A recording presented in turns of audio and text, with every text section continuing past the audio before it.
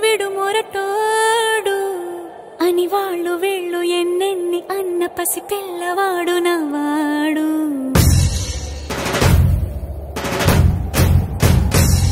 విడు ముండోడు అని ఊరు వాడ అనుకున్న గాని మహారాజు నాకు నవాడు.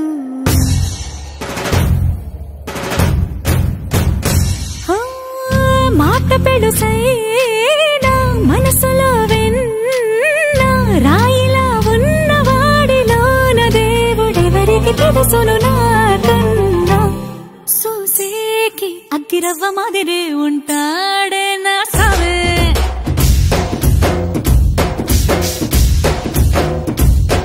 మెత్తాని పత్తి పువ్వుల మరేసంటాడే నా సావే.